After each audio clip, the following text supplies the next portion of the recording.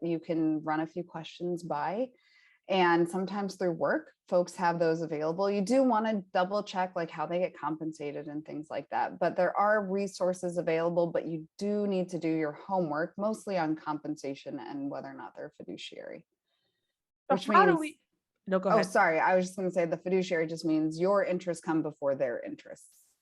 That makes a lot of sense, so that we keep the biases out of it. And it's truly the best advice for the person with the portfolio. So how do we gauge, how do we measure? If I'm like, okay, I just want to make as much money as possible, I just want to have all the money, how do I gauge who the right analyst or the advisor, who's best for me? How do I even know what homework to do? Right. Good question. It's a loaded question. It I sure can is. tell you that we don't believe in a person who says, my portfolio is better than theirs, or I'm going to outperform this by this much, because the studies don't bear out that way. There is a very famous study of a monkey throwing a dart at a stock list of stocks doing better than the top analysts picking against it. And so if that like doesn't explain to you that it is not a thing, I don't know what else is going to drive it home. So we believe in consistent investing, well thought out, diversified, rebalanced, set for the goal. That's really what you need. And that discipline happens to align almost perfectly with the way women invest. We are consistent. We don't panic. We just set the course and we go. And so it is funny because it just worked. Like we're naturally inclined to be a great investor. And so I don't think that you need to find, if you find the person who's like, I'm better than everyone, probably you should run the other direction. That's what we like to say. So yeah, how do you figure it out though?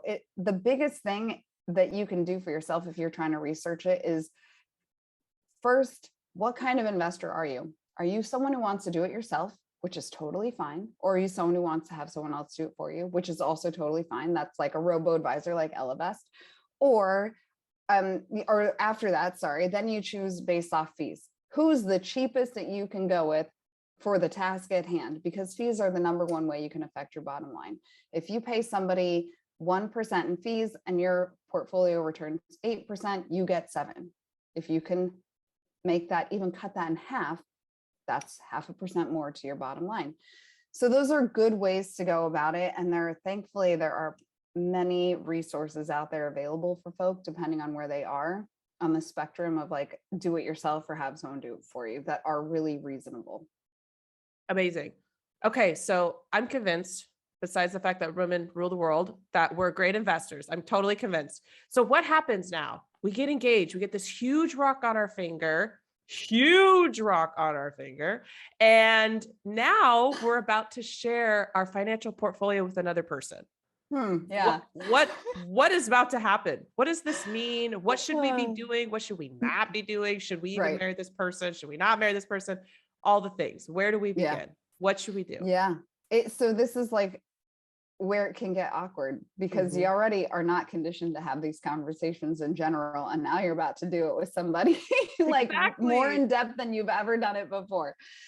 It is important that both sides come to the table with everything, because you don't know what they have either. And how it looks may be different than how it actually is in reality.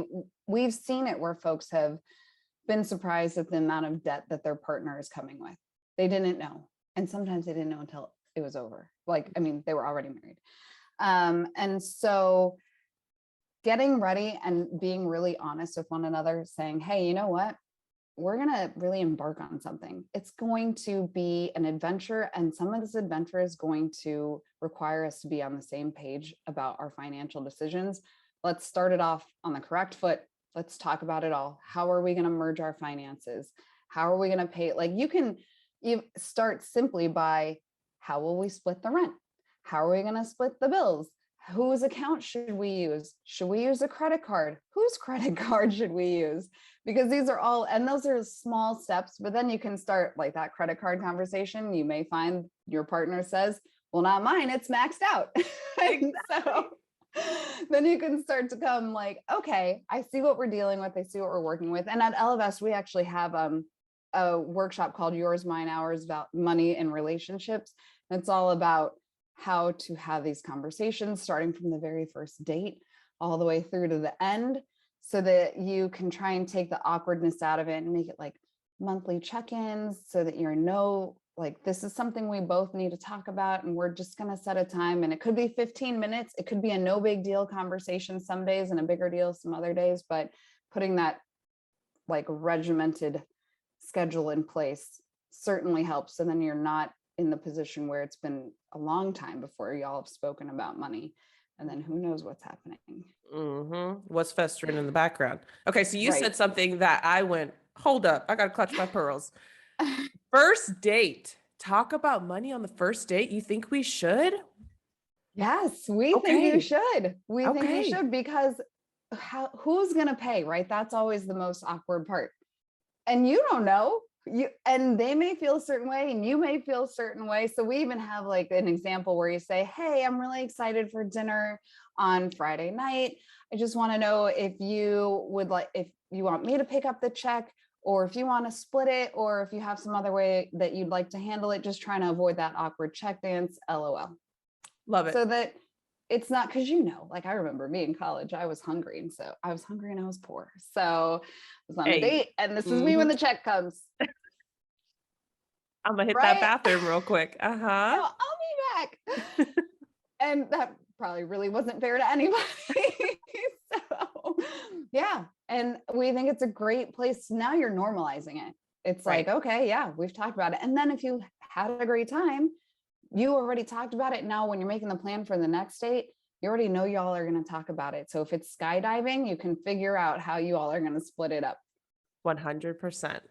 Amazing. Okay. I'm convinced. So even though I'm already married, if I ever have to go on a first date again, I'm going to make sure I have that with combo. Your friends though, right? Yes. Like when you go out with your friends, it can be just as awkward, because sometimes people, I don't know, well, like the way when you're just standing in line to order, sometimes it's like, do I hang back? Should I pay? Are they going to pay? Like, or sometimes someone randomly pays for you and you feel so like you feel indebted to them. And totally. They wanted to do it for you, but somehow you just have all this guilt. So when you talk about it with them too, you can be like, okay, I know what's happening. Now I don't have to have guilt for like a week that you paid for my meal and I wasn't aware you're going to pay for my meal. And the cycle never ends, because then you pay them back. Now they're paying you back, and you don't want to be the one that stops the cycle. And then they remember. Yes. Yeah. And then one of those ones is like the trip to the $15 martini bar. And you're like, how did this happen? How did this happen? Because I had to buy the boots to come to the martini bar, and now I got to pay for this martini too. Yes. Exactly. I hear you. Okay. So we get engaged. We're excited. We're about to blend our lives with a person. How do we feel about prenups from a wealth management perspective? I am a fan. I know it's so awkward, and I know that it's becoming less awkward now. The new generation coming in are totally different. They are very aware. They're much more cognizant than me. I mean, I was married quite a long time ago. And so, and my husband before we were married mentioned something about a prenup. And I remember being like, excuse me, how dare you? Yes. Right. And in hindsight, I should have looked into it, because I was making more money than him at the time.